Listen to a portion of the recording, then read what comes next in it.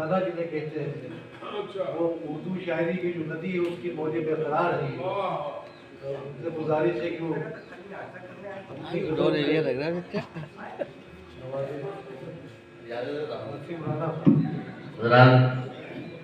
मसरूफियत की वजह से मैं इसके नहीं मैं कर लिया है मैंने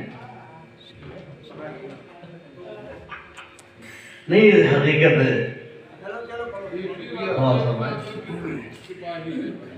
नहीं एक बार ऐसा हुआ कि हम लोग एक मज़ार में गए नहीं एक वाक़या है मैं तो वहाँ पे हुआ ये उसी में मतलब ही कहा है तो हुआ यूँ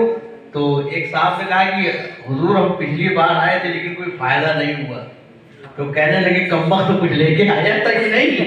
खाली हाथ आया तो खाली हाथ गया है तो कहा कुछ लेके आओगे तो कुछ लेके जाओगे खाली हाथ आओगे तो खाली हाथ जाओगे तो उसी में हमने बता कहा लेकिन होगा जब तेरे दरबार में आना पड़ा क्या कहना जब तेरे दरबार में आना पड़ा अपनी झोली भर के सब लाना पड़ा कहने अच्छा है जब तेरे दरबार में आना पड़ा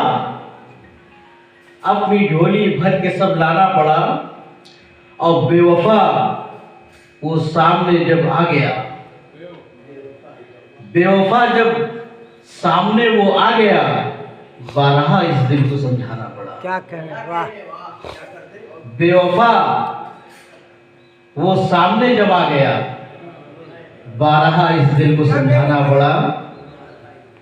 अब पत्थरों की बस्तियों में एक दिन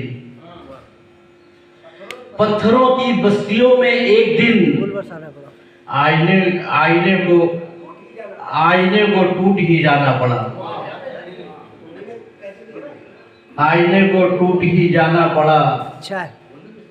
और जिस जगह उर्दू की महफिल थी सजी जिस जगह उर्दू की महफिल थी सजी उस जगह आसिम हमें आना पड़ा जिंदाबाद जिंदाबाद क्या कहने